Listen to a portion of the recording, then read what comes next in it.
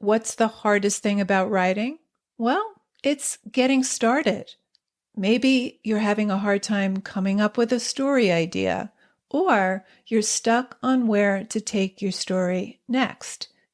If you want a way into a story or a way through, I have 9 story starters to help you.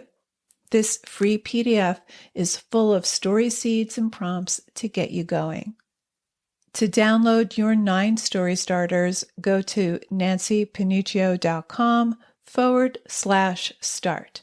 That's Nancy with an I, Panuccio with 2 C's, nancypanuccio.com/start. Inspiration is a mysterious, mercurial force. Sometimes it shows up, sometimes it doesn't. But what if we could summon inspiration at will? If every time that we sat down to write, we could reach that magic zone where the words flowed freely onto the page for hours? What if there were some particular rituals or triggers to that special consciousness that guaranteed an unstoppable, no-holds-barred writing session? I'm Nancy Panuccio, and on today's episode of Writer Unleashed, we'll explore 5 ways to write with unstoppable inspiration. Stay tuned. Writer Unleashed is for you, a writer who has a story you want to bring onto the page and into the hearts and minds of readers. I'm Nancy Panuccio, writer, editor, and writing coach. And each week, we'll explore techniques, mindsets, and inspiration for writing stories readers can't put down. Thanks for spending some time with me today. Now let's begin.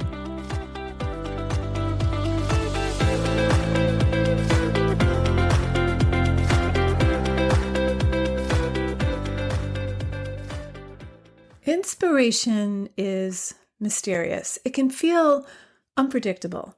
Sometimes we're on fire, and other times we feel like a dried up speck of dust with no soul.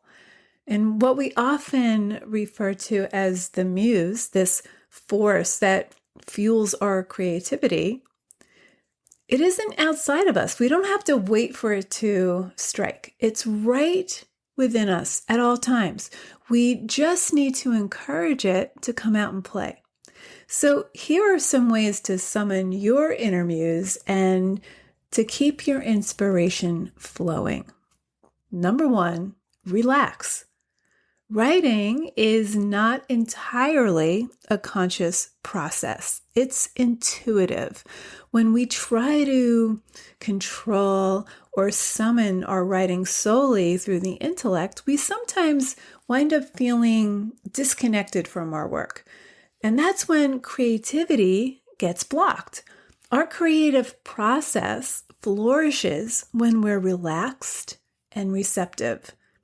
Jack Myers, who explored creativity in his excellent book, The Portable Poetry Workshop, said that when we're in a state of receptivity, our creative powers are galvanized into action, many times on the unconscious level, by the power of suggestion triggered by our associations.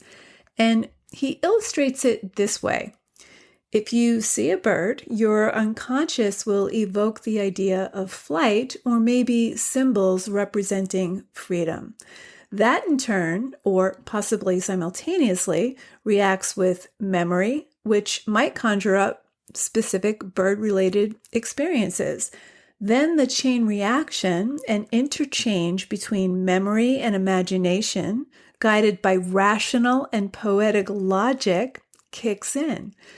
So when we relax and pay attention to these unconscious signals, we become aware of the experience in terms of its meaning.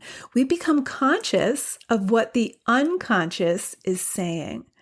So we make all these synaptic connections. So our synapses are firing, and this is where the writing flows. It's when we lose track of time, when we can write for hours at a stretch and forget to eat lunch. It's when we're unstoppable.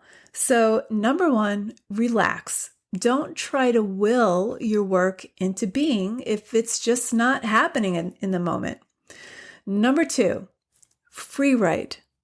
Free writing is one of the best ways to get words on paper that I know of. The idea here is to write nonstop, a stream of consciousness riff for a specific time period. Let's say 10 minutes or 20 minutes. The longer the better when needed. The writing doesn't have to be grammatically correct or fluent. It can be riddled with typos. It can be nonsensical chatter. It could be fragments. The important thing here is to keep writing. Just keep the ideas flowing. Can't think of anything to say? Feel about as inspired as a speck of dust? Great, write about that. It's not that free writing leads to brilliant or polished writing. It could lead to brilliant and polished writing, but that's not the point. The goal of free writing is in the process, not the outcome. When we free write, we break through our own creative resistance. We let go of our expectations to write something dazzling, structured, or even coherent. Our free write is our private, uncensored space. It's a creative free fall. Now, many of us are deeply uncomfortable with a creative free fall, with not knowing where the writing is going and feeling out of control. But I promise you, whenever you're holding on to expectations of writing something brilliant or publishable or perfect or polished, whatever it is, you're censoring yourself. All the pruning and shaping and editing and clarifying can come later. If you want your writing to flourish, you first have to lose a certain amount of control. Control and structure and editing can come later, after you've gotten a rich, loamy draft down on paper. Number three, carry a notebook. Slip it into your back pocket or slip it into your pocketbook or make a note on your smartphone. Capture random things that you observe or imagine. Anything goes here. Snippets of conversation you overhear on the train, the quirky habits of your boss, an image or memory that occurs out of thin air, anything that fascinates and pulls you in, or anything that repels you, anything that you have a strong reaction to. Now, the great thing that happens when you keep a notebook on hand is that you begin to tune into the world around you. You become present. You become more receptive. You catch all the nuances and the subtext and the surprising juxtapositions. Now, all of this is inspirational nuggets for your writing. Now, you never know where this will all lead, right? So, number four, play. Now, writing prompts are a great creative fire starter. It could be a word, a situation, a phrase, or an image. You can start with a list. You might list every job you ever had or every lover who broke your heart. Now, the point of this is that you just pick one. One of those could be the spark for a new story, or it could help unlodge a creative block that you're experiencing in the story that you're working on now. You know, what memories or associations do any of this spark in you?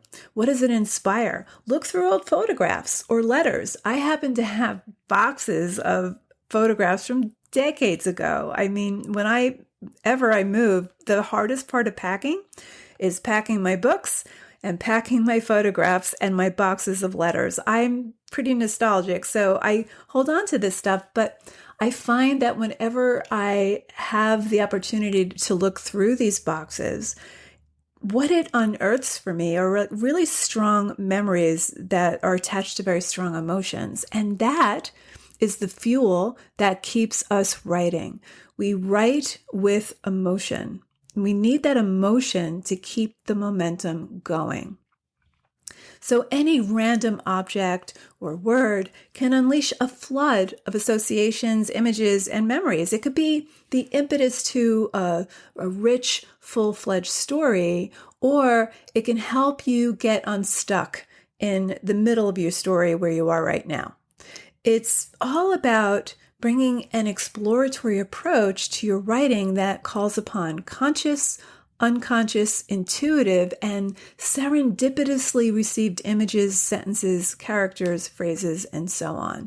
And by the way, this all goes for revision too. You can do all of this when you're revising because that is also an exploratory and receptive process. So you can use revision to also, when you're trying to re-envision your story, use any of these techniques to dislodge a block or wherever you're getting stuck.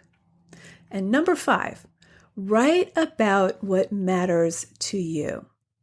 F. Scott Fitzgerald used to advise aspiring writers to sell your heart, your strongest reactions, not the little minor things that only touch you lightly, the little experiences that you might tell at dinner. So what's important to you? What attracts you? What perplexes you? What frustrates you? What repels you? What memories refuse to let you go? What is it about your past that you're trying to understand? What are you ashamed of? Explore your fears. The parts of us that we most like to keep hidden, even from ourselves, are precisely what fascinate readers. Why? Because we recognize those hidden parts in ourselves when we read. And what we really want when we read a story is to see ourselves reflected back in some way. So let your work breathe. Remain curious about the world. Remain curious about yourself and how you interact with the world around you. Let go of this notion that you have to wait for the muse or inspiration to just show up before you have permission to write or permission to be brilliant. Become your own muse. So number 1, relax. Stay open and receptive, especially when you're stuck. Number 2, free write. If you're stuck somewhere in the middle of your story, or you're trying to find your way into a new story, or there's just a scene that feels off, just free write and see what comes up. Number 3, carry a notebook. Capture what you observe or anything that pulls you in. Number 4, play. Consider writing serious play, but have some fun with it. Number 5, write about what matters to you. What are you trying to figure out about yourself or someone else or the world as you write? Thanks so very much for tuning in today. I hope these 5 tips help you find your own wellspring of inspiration. If this episode resonated with you, please leave a review. And if you haven't subscribed yet, hop on board. I come to you each week with writing tips and inspiration so you can write stories that matter to you and that matter to your readers. I'll see you next week, same time, same place. Till then, keep writing, and I'll talk to you soon.